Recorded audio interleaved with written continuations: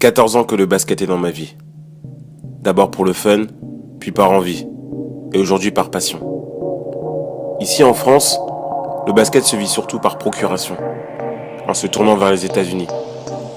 On regarde les matchs NBA la nuit, les highlights ce matin, mais aussi les vidéos sur leur style de vie. Alors quand on a commencé ce projet d'immersion avec Elio, on a voulu voir la réaction de jeunes basketteurs face à une approche romancée du sport. Car 14 ans, c'est aussi l'âge de certains de ces gamins qui s'embarquent dans une aventure dont peu savent les sacrifices qui leur sont demandés. Surtout quand on vient du pays de Zinedine Zidane et pas de LeBron James.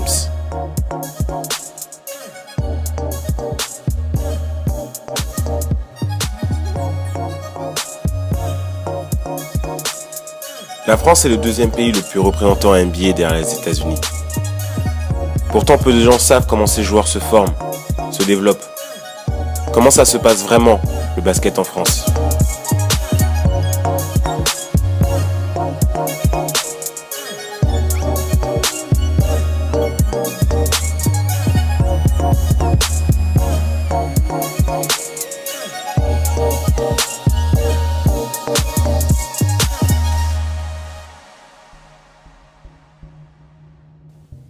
Nous avons voulu suivre le quotidien de jeunes sportifs qui sont aussi des étudiants et des ados. On a passé l'année avec une équipe ordinaire d'apparence, mais qui s'est avérée très spéciale. Celle des cadets U17 du Paris-Levallois et de leur coach, Mams Carter.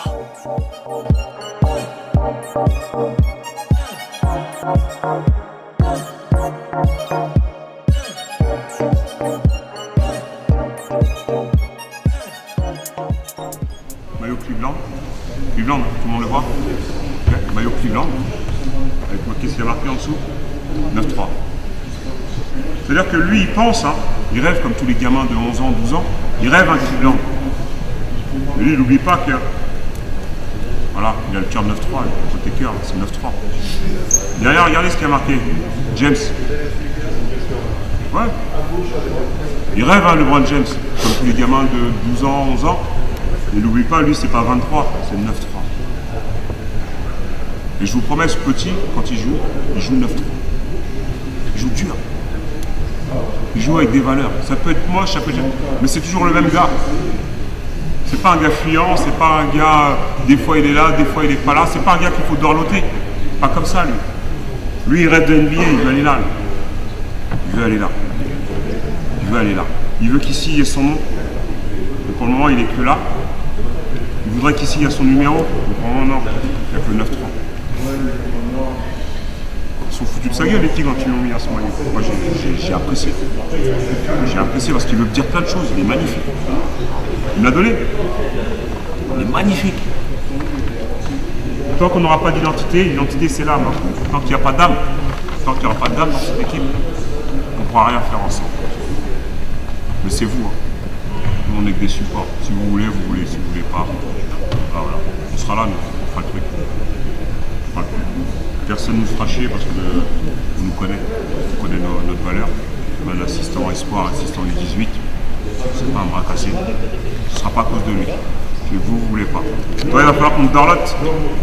Toi, tu veux des caresses. Que tu démarres. Tu veux qu'on aille te faire de la psychologie. On n'en fera pas. Tu prends en main, tu prends pas en main. Et c'est valable pour tout le monde. Chacune de leurs histoires nous a amenés à parler de sujets différents. Ça a donné une série de 8 épisodes. Chacun d'eux évoque des leçons qu'on a retenues. La première étant que pour devenir basketteur professionnel, il faut associer la parole aux actes. Aux États-Unis, le sport est roi. Tous les étudiants sont programmés pour devenir professionnels. Et seuls les plus motivés s'en sortiront. Alors comment se motiver comme ces jeunes Américains dans un pays où la culture n'est pas comme ça? En ont-ils les moyens? En ont-ils vraiment envie? Et savent-ils ce que ça demande? Avec coach Mams et Gomis, il n'y a que la vérité du terrain qui compte. Mais on savait aussi que ça passait par la préparation, en dehors, la mentalité. Et sur ce plan, les belles intentions de la première semaine n'étaient pas suivies quelques jours après.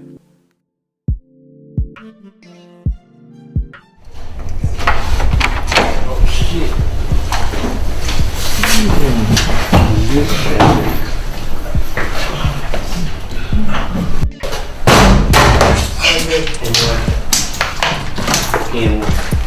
is life. Je vais vous demander pour vous qu'est-ce que ça veut dire. Je vais vous demander pour certains qu'est-ce que ça veut dire. Ball is life. Clarence. Parce que c'est la balle, c'est la vie. Mais pour toi, ça veut dire quoi? Comment t'interprètes la phrase? Vas-y, putain. Bah, pour moi, le basket, c'est la vie. C'est une passion. Voilà. Donc pour toi, ball is life, ça veut dire. Non, mais laissez-le parler. Pour toi, ça veut dire c'est quelque chose que t'aimes bien faire. Non, c'est une passion. C'est une passion? Ouais. Ball is life. Marcus? C'est une passion Qu'on doit toujours en faire. qu'on doit toujours en faire. Qu'on fait. Hugo? Ouais, c'est une passion. Une passion? Qui voulait faire pro? Apparemment, tout le monde a levé la main. Ouais. Ok? Donc moi, je vous pose la question, pour vous, c'est quoi ball is life? Tout le monde me répond, ah, c'est une passion, c'est une manière de vivre, tout ça. Devenir pro, c'est aussi, c'est le site, genre.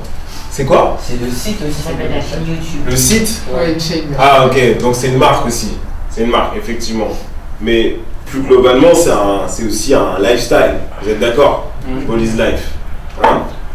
Quand vous dites, ouais, t'es ball is life, ça veut dire que t'es un mec dur, tu kiffes le basket, non? Quand vous voyez des mecs qui ont, ouais, basketball is everything, vous dites, ouais, le mec, il est chaud, non?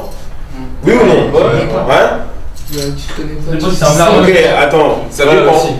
Pourquoi ça dépend? Ça veut dire que, pour moi, quand tout le monde lève la main, quand on dit, ouais, j'ai envie de faire pro, et que je vous demande ce que c'est ball is life, et vous répondez, c'est une passion, et que même cette semaine, il vous a dit que lui, c'était un passionné, qu'il y avait des gens qui étaient en retard, qu'il y avait des gens qui étaient pas là aux entraînements, qu'il y avait des gens qui n'étaient pas focus à l'entraînement. Maintenant, c'est à vous de vous poser la question. Soit c'est ball is life, soit c'est ball is life, juste la marque. Tu sais, j'achète les shorts, tu vois, et je suis un beau gosse parce que j'ai ball is life. Quand vous voyez les joueurs NBA, là, les LeBron, les tout ça et tout, vous savez c'est quoi leur vie? C'est ball is life. Toute leur vie c'est du basket. Que ça. Que ça. Ils étaient pas là sur Twitter, sur ils étaient au cours où ils étaient en train de geeker sur les matchs de basket et tout. C'est ça ball is life les gars. Et c'est chacun à son ball is life. Marcus, Clarence, Timothée, vous avez chacun votre truc.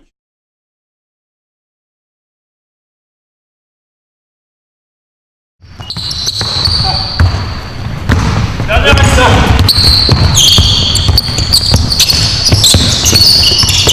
Stop.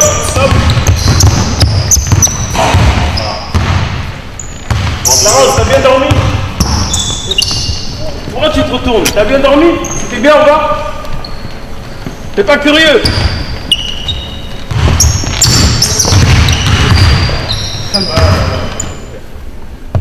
Mettez-vous là. Alors, moi je parle pas longtemps en général. C'est-à-dire que quand je parle, soit on me comprend, ou on me comprend pas. Mais en aucun cas j'accepte qu'on se foute de moi. En aucun cas. En aucun cas. Ces choses-là, l'année dernière, quand il y avait la carotte là, du championnat de France, il fallait faire des entraînements, je ne sais combien de fois par semaine, il fallait être là. Entraînement, c'était ça la dernière fois, vous allez me dire si je dis des bêtises. Entraînement le matin, vous galériez dans les tribunes jusqu'à 2h, 3h là. 2h, 3h dans les tribunes, hein. Et entraînement encore une fois dans la foulée, vous étiez là ou pas? Vous étiez là. Sungu, vous étiez là. Il n'y a pas de problème. Malgré les temps morts de dingue, vous étiez là-haut, je voyais moi. Vous étiez là-haut. Maintenant, vous ne respectez pas le groupe, vous ne respectez pas notre travail, vous ne vous respectez pas vous. On découvre qu'il y a un mec qui nous a menti. Il y a des mecs qui sont là en touriste. Sur des entraînements de vacances, vous n'êtes pas capable d'arriver à l'heure, la plupart, en retard. On a le luxe d'avoir la grande salle. Ben vous êtes des beaux gosses, vous. Pas grave. Prenez pas la grande salle. Alors que votre quotidien, c'est le -1 là. La salle toute défoncée, avec le mur d'escalade, des tracettes de 1940, une raquette qui n'est même pas rectangulaire. Vous avez la chance d'être dans une vraie salle, là où il y a des mecs qui sont payés, là où il y a des mecs qui payent pour venir voir des mecs payés, jouer au basket. Mais sauf, vous savez, vous êtes en bourgeoisie. Toi, tu as oublié que tu viens de Beauvais. Noailles, c'est même pas Beauvais, c'est Noailles. Toi, tu as oublié que tu étais footballeur il y a un mois là, il y a un mois et demi. Un tel, il a oublié qu'il vient de Colombes, Bagnolet, Cergy, Épinay, Vincennes, Cergy. Juste, vous avez fait un mois et demi ici à Paris-le-Valois, vous êtes en bourgeoisie, ça y est. Vous êtes arrivé. Vas-y, Gomis, je te laisse. Là, c'est dommage. Hein. Voilà, pour faire mon temps. Vous vous rendez pas compte. Là, vous avez un gars qui peut vous changer votre basket. Lui, il peut vous changer votre basket. Votre avenir, il peut vous le changer. Ne profitez pas. Moi, je peux vous aider en plus. Vous n'êtes même pas opportuniste. Même pas. Ça vous fait rien. Moi, tous les jours, j'entraîne les cadets et les espoirs. Donc, si vous taffez, moi, je peux dire des mots.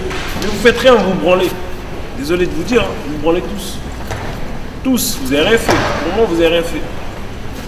C'est vous qui voyez. Maintenant, vous libérez le terrain aux autres. Vous rentrez chez vous, rendez-vous mercredi.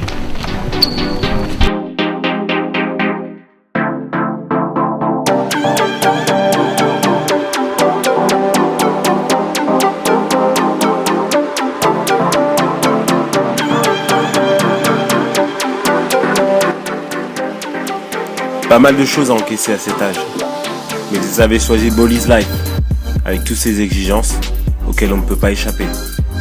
Cette année, ces jeunes apprendront le vrai combat, celui entre rêve et réalité, entre un bon et un mauvais exemple, entre désir personnel et les besoins de l'équipe.